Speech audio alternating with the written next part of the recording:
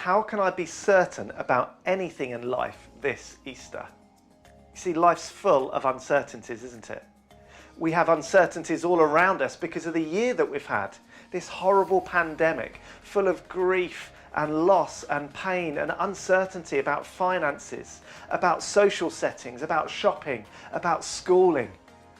And yet, as we come to Easter this year, maybe you're hoping that things are going to become more predictable, clearer for us as we move out of lockdown and back into the norm of whatever society may have for us. Can we have certainty this Easter? Or actually, is just uncertainty a part of life and we can't control anything anymore? Well, whatever we feel about life coming out of lockdown, one thing that I think we can have is certainty about what Jesus says, about who Jesus is, about the resurrection. And maybe you've always looked at the resurrection with real uncertainty. Maybe you've thought that it's full of questions, full of unlikely events, and something to be disregarded. I want to say to you that the resurrection matters today and can give us certainty in a time of uncertainty. Because if Jesus did rise from the dead, he has power over death and brings life and purpose for you and for me. But what is the evidence? How do we know that it's even true? Because if it is true, it transforms everything. But if it isn't, then Christianity is a joke. It's in vain. It has no purpose and truth and meaning and makes no difference. Here are a few reasons that I want to suggest to you to look into the resurrection this Easter, to help you not just have certainty in your life, but transformation in your life because of who rose from the dead. The first thing to say is that Jesus did die. There is historical evidence that says that a man named Jesus of Nazareth lived and died around AD 30 on a cross. His death was clear. The Romans were experts.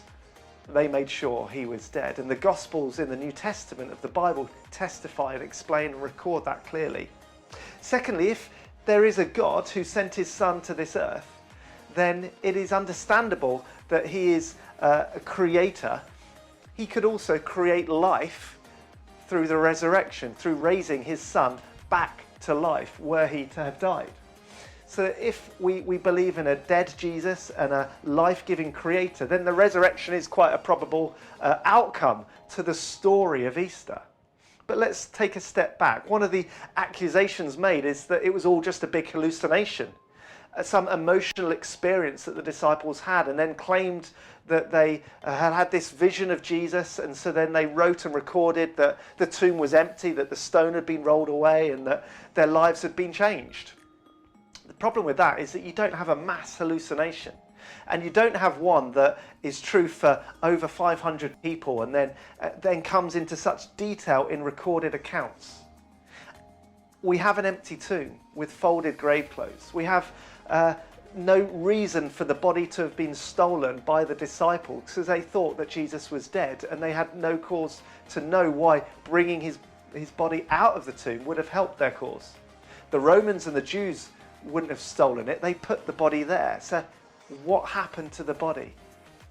Not only that, but we have women witnesses being the first to arrive on the scene, testifying to the disciples and to the others that they had seen the risen Jesus and that an angel had spoken to them and had told them that he was alive. Women weren't credible witnesses in a court of law in those days, and so the fact that the gospel writers refer to women at the tombside shows credibility. So coupled with over 500 different witnesses, suddenly we begin to see that Jesus' life and appearing after his resurrection is something that we need to take serious consideration of.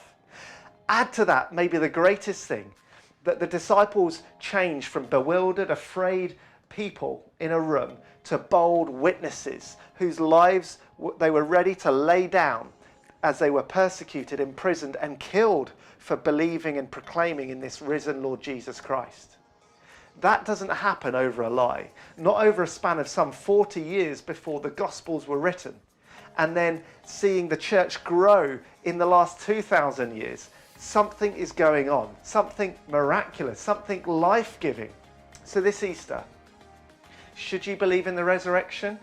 Well, I think it is certainly well worth reading the accounts in the Gospels and asking good questions about the resurrection. But more than that, why does it matter? Because in our days of uncertainty, we need something that is certain. We need something which is life-giving and transforming, because all around us is death and loss and questions and unpredictability and uncertainty. And I want to suggest to you that if you look at the resurrection, if you look at the person of Jesus, you can begin to see hope, life, purpose. Maybe you've got questions about what I've said. We would love to hear from you and help you as you find out more about this resurrection story this Easter. Thank you.